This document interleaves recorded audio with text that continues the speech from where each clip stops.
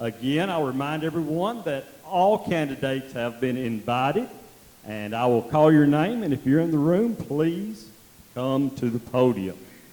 We will start with Hal Houston.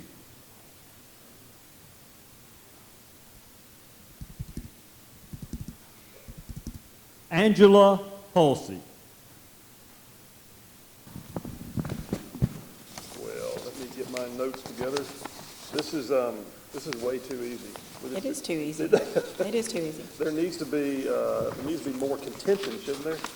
Well, like Mary said, if you want to start an argument, we can try it. So see how it goes. I'm a little concerned at y'all's eagerness to get into the arguments, but I'm a prosecutor. That's what I do.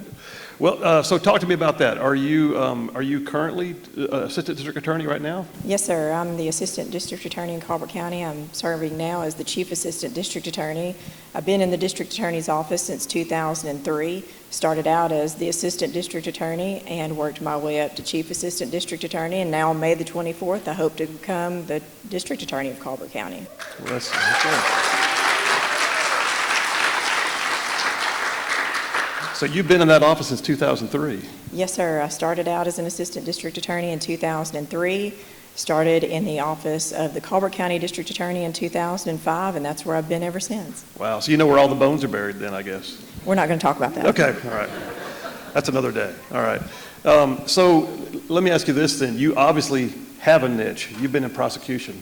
Yes, sir. Is there, looking back over your career, which now spans almost 20 years. Yes, sir. As of April the 26th of this year, I've been a lawyer for 20 years, and I've been a prosecutor for 19 of those 20 years. Outstanding. So in the course of your 19 years as a prosecutor, is there any particular case that has just stuck with you over the years? Yes, there are several. As a prosecutor, you take these cases home with you every night. You have to learn to find your way to deal with those. But in particular, one of the most difficult cases that I've ever prosecuted was a case of first impression in the state of Alabama. In December of 2009, my office had the honor and the privilege of prosecuting the first ever case of chemical endangerment of a child that resulted in death in the state of Alabama. And that was the result of a woman who had been impregnated using methamphetamine during the course of her pregnancy, and that methamphetamine intoxication resulted in the death of her child. He was born in April of 2007.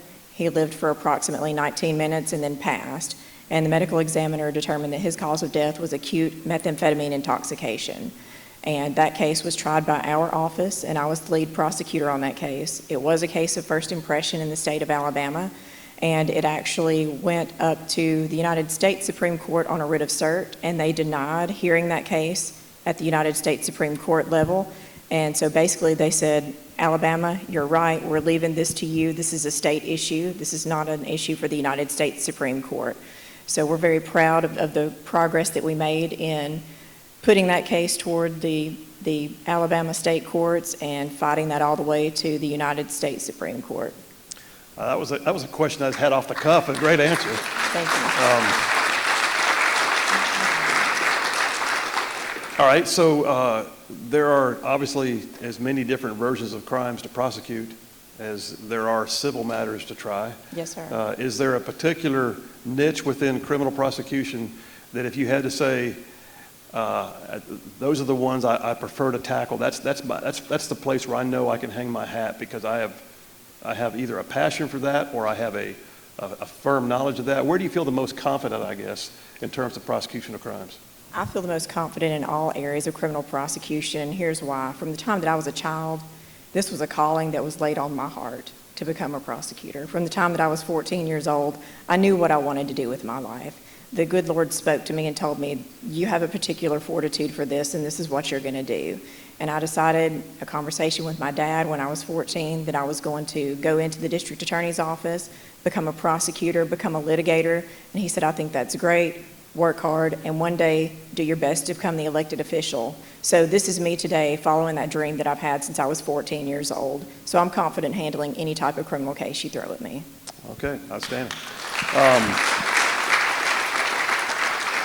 All right, so as a district attorney, I mean, when you are the district attorney, you're going to wind up, you're the head cat wrangler, I guess, at that point. You wind up having a staff. You wind up having to be more in charge of directing case management. You have to, sort of triage your cases and see what priorities you have to put in place as opposed to just, blanket do what you can on all of them. All that said and done, you have to be a manager too. How do you feel about that, and what's your experience in that regard? It's a job I'm doing already. I'm ready to tackle it from day one. The day I walk into the district attorney's office as your elected official, as your district attorney, I'm ready to handle that. It's basically the job that I'm doing now. We have a staff that reports to me as well as the district attorney. We share those responsibilities every day. And of course, we're in a smaller county here. We have a district attorney, our elected official. I'm the chief assistant district attorney, and we also have an assistant district attorney in our office, and that's it. For a county of 55,000 people, there are 3 prosecutors that handle the felony caseload in this county, and then divide the responsibilities as need to be amongst the staff, whether it's preparing discovery motions or filing responses or taking materials down to the clerk's office. That's just assigned out as it needs to be, and our staff runs fairly efficiently now, and that's basically the way I want to keep it, running that same way. Okay. Is there anything, having worked in the office as long as you had, you've been able to see the assets, the resources, the availability, and me having been down in Montgomery, I know what it's like to go through the appropriations process, the budgeting and everything else.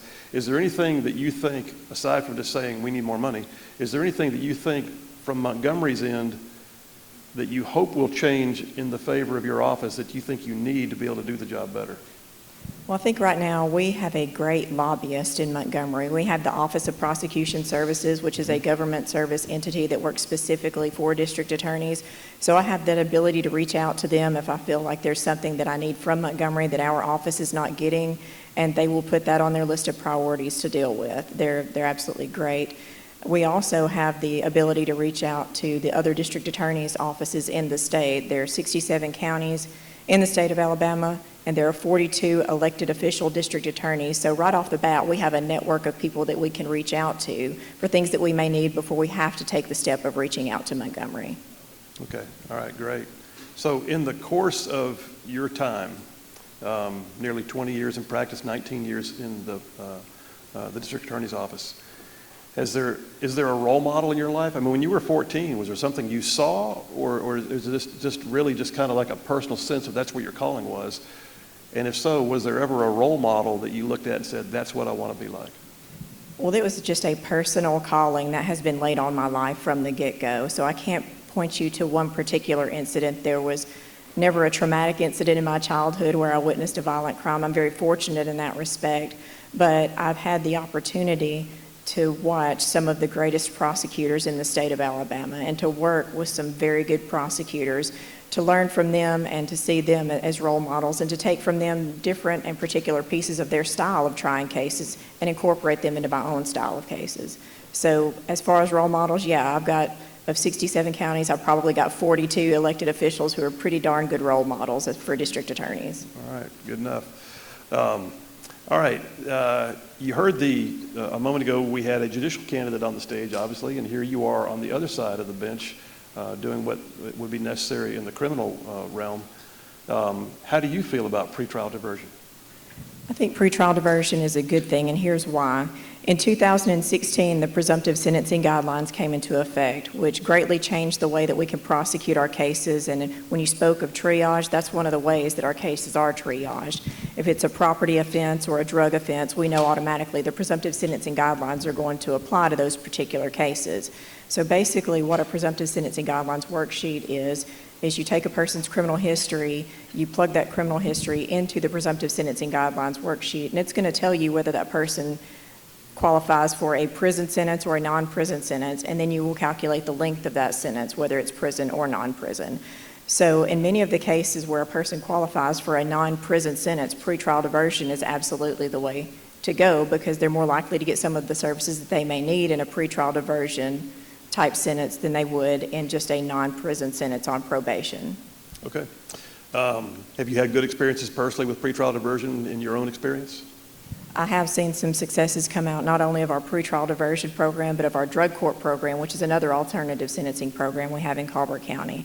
And recently, we had our first ever drug court graduation for what I'll call drug court version 2.0, because when I first started in the DA's office in 2005 in Colbert County, there was a drug court because of the advent of some other sentencing alternatives that kind of faded into the background. And recently, we've started drug court back up in Colbert County, and we had our most recent graduation for our first set of graduates in February of 2002. And these were, in particular, two graduates that we got very close to. These were two women who struggled, and they struggled with coming to terms with the personal responsibility and the personal accountability, but they did extremely well, and both of them graduated. Not only did they graduate from the program, but they graduated on time, which means there were no violations. They did what we asked them to do. They followed the program. They had clean drug screens. They took the accountability and the personal responsibility very, very seriously. And I've seen them recently. I've seen them out and about, and they came up to me and spoke to me just like we were old friends. And so not only did I see good successes out of that, but I made some new friends and some new connections out of that. And I'm so proud of those two. And I hope they're watching tonight because they know who they are, and they know I'm proud of them. That's good. They become productive members of society, which is really the end goal of, there's the punishment side of the criminal justice system, but sometimes there's the trying to prevent recidivism and trying to make sure the person has an opportunity to become a productive member of society. So you feel like you're hitting that mark? I think we definitely did with these two, absolutely. That's good. So district attorneys have to work with law enforcement. Law enforcement makes the arrest. Sometimes law enforcement can get frustrated because they feel like the arrest was made, but the prosecution didn't follow through the way they wished it had. How's your relationship with law enforcement, and how do you view the relationship with law enforcement between DAs and the law enforcement of the county? Well, I'm married to a Muscle Shoals Police Department police detective, so I'd say my relationship with law enforcement, for the most part, is pretty good. All right, aside from the dinner table, how's the rest of the relationship with them? We live law and order every day, so it's just like a scene from Law and Order. But no, I would think overall my relationship with law enforcement is pretty good. Anytime that we've had any issues or differences of opinion about how a particular case would be handled, we've always been able to talk that out with the investigators, the police chiefs, the arresting officers, and sit down and talk about the problems or the issues that we've had.